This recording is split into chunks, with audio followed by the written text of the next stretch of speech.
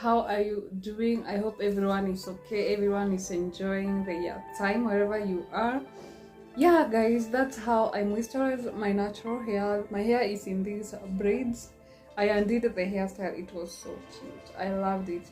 And guys, we have been receiving a lot of rain. Even this morning it was raining. I love it. I love rainy seasons. There is some joy that comes with the rain, and I see rain as a blessing. So God has been coming through for us. We have been receiving a lot of blessings and I love it. Yeah.